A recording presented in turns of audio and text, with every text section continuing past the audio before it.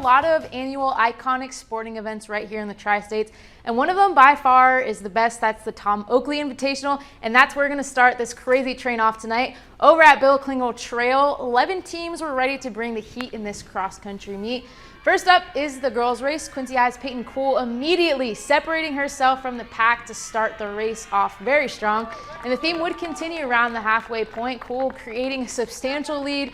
The second around the corner is Quincy Notre Dame's Elsie Waters, but in the end, only one person can take first, and that would be Peyton Kuhl, finishing for 19:20. That's 1 minute and 21 seconds faster than anyone else. Her teammate Amelia Knapp placed second, and Elsie Waters would claim that third place spot.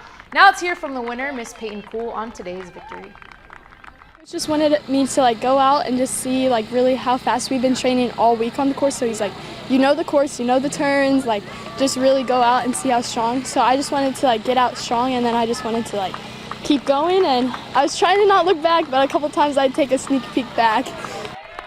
And when she took a sneak peek back, she saw nothing. Peyton is just that girl. Of course, next up is the boys' race. Quincy High tends to dominate in the Tom Oakley Invite. You can see the Blue Devils are quick to create that separation right from the start, and the Blue Devil pack would stay together throughout this race. Coming around the bend is Gavin Slee and Charles Ray, followed by a few more of their teammates. It was a warm one out there, but these runners showed resiliency, especially this guy, that is Gavin Slee, taking first place with a time of 16:25, and Charles Ray would follow right behind for 16:34. Never thought I'd make it this far in my whole cross-country career. I feel very honored, and I'm glad to have come into this program at the right time.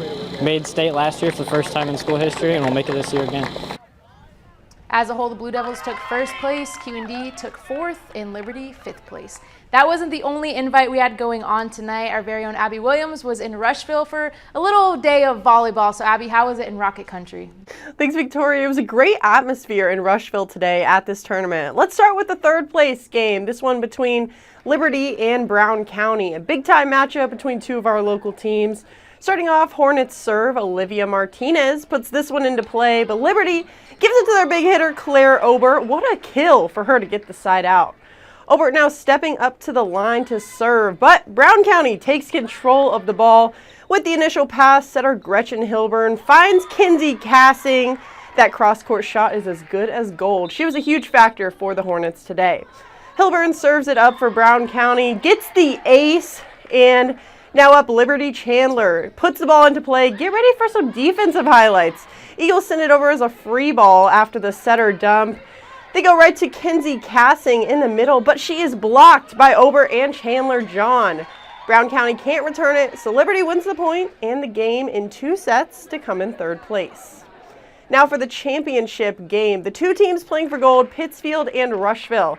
Let's start off with a serve from Pittsfield's Sophie Yingler. Rushville struggles to get a hold of it and has to send it over as a free ball. But Pittsfield's been waiting for the moment. They set up Kinley Griggs on the slide. Perfect execution. Next serve coming from libero Josie McClintock. Rushville sets up Avery Esther on the outside, going for the cross-court kill. But Pittsfield block gets in the way. The ball falls, point Rockets. Another serve from the Lady Sakis. Lincoln McCartney put it into play. The Rockets give the ball to Devin Vogler. Nice little roll shot, but Pittsfield's Datelyn McAllister puts it away. Lady Sakis won in 2 sets, took home first place. Now they want to carry this momentum into the rest of the season.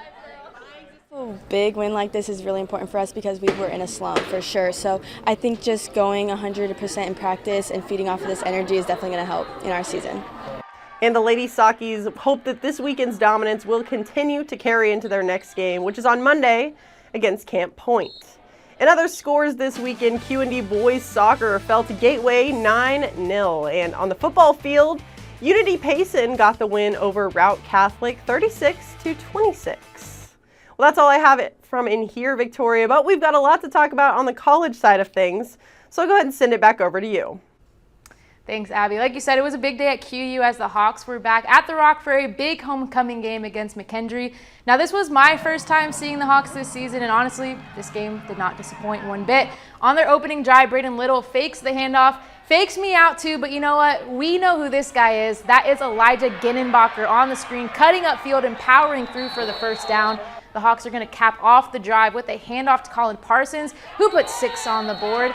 Tie game after the extra point, but catch out this play. McKendree is going to fumble the football on a hard count, and Julius Barfield says, "I will take that. Thank you very much." Huge defensive stop there for the Hawks. More from the offense now. Little's going to drop back and connect with Jackson Burnett for another QU6. Defense was still rocking and rolling though. McKendree feels the pressure, and here comes Brock Inman with the pick.